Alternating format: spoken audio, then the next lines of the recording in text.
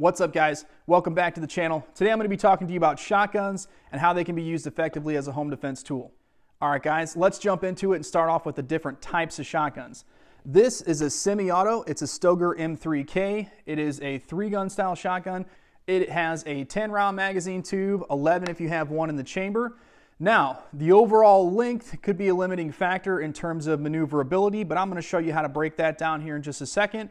But I get added round capacity with having that extra length. Now, the other options would be your gas-driven semi-autos like the Berettas, which I think are great, or you have the tried and true pump shotguns like the Mossberg 500. Now, all of these guns have pros and cons. I'm going to show you the pros and cons of this particular firearm and how it's different from something like a pump action.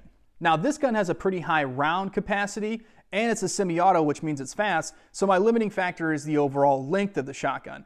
Now I'm going to show you how I break it down to utilize as a self-defense tool within the confines of my house. Now there's two ways that I would break down a firearm. It doesn't have to be a shotgun. This is also applicable to AR-15s or other rifles. So the first way would be to present with the gun over your shoulder like this. What that does is it shortens up some of this length so that you're not coming into the room with it shouldered, because they're going to see the end of your muzzle well before you have any type of line of sight into that room.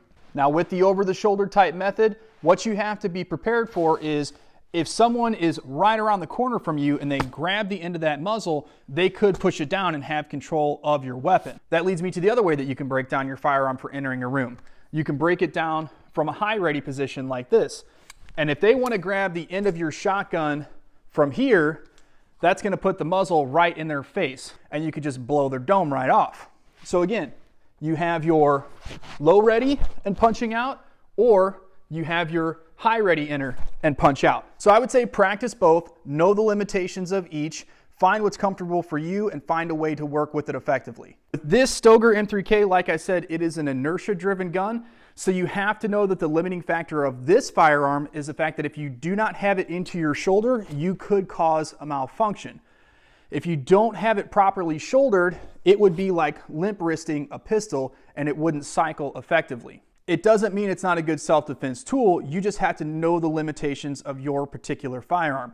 That's why I say the autoloaders like the Berettas are great. However, the limiting factor with those is that they're a gas-driven system, so they shit where they eat, and you'll have to clean them more and keep them meticulously maintained. The obvious limitations with the pump action shotgun are the fact that they do run a little bit slower, but they can still be fantastic tools. Now, it's not mandatory, but in the context of using a shotgun for home defense, you're going to have to think about the overall round count and how you might be limited. And again, with a higher magazine or round count, you typically have a longer overall package. So you're either sacrificing your round count or you're sacrificing the maneuverability of the gun. Now, if you know how to break down your gun, you can get around that issue of having an overall longer length firearm. Obviously, there's some shotguns out there that have box style magazines. However, it's pretty well known that tube style magazines tend to be more reliable than the box magazines. Now, this is not my primary home defense tool. I prefer to use my AR-15.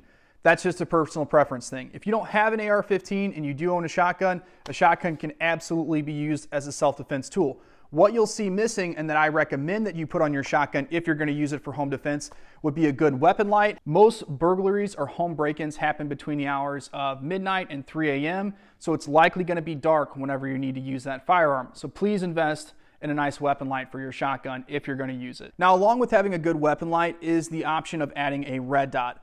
I'm cross-eye dominant, so when I'm using a shotgun, I typically close my left eye to utilize my right eye to find the bead.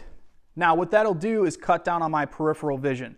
So what I would recommend, especially if you're cross-eye dominant, is the addition of a red dot. This Stoeger M3K is already drilled and tapped on the receiver to receive a red dot. So if you guys are in the market for a shotgun, I would look for that and see if the shotgun you're looking at has that capability, because a red dot can be a great tool, especially if you're going to use your shotgun for home defense, because in the dark, I think it's harder to find that bead, even with a weapon light, than it is to use a red dot sight. All right, guys, let's compact everything that we just talked about. So you have all your different options out there, whether that be a pump action shotgun, a semi-auto, gas or inertia driven. You have your longer guns, which you know have a higher round count, but you have to be cognizant of how to maneuver them effectively. All of these things are factors to take into account. What I would do is find a shotgun that fits your budget, that you're comfortable with, and just know the limitations of it. If it's a pump action shotgun, you know that it's going to run a little bit slower than a semi-auto.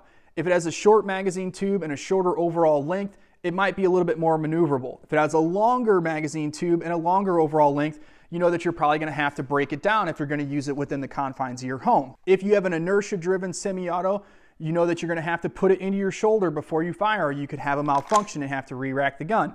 If you have a gas-driven shotgun, again, overall length might be limiting in terms of mobility, and then also you're going to have to maintain that gun quite a bit more because, again, gas-driven guns will get dirty and that can affect reliability. All right, guys, if you have any questions, don't forget to comment down below, like, subscribe, and as always, keep shooting.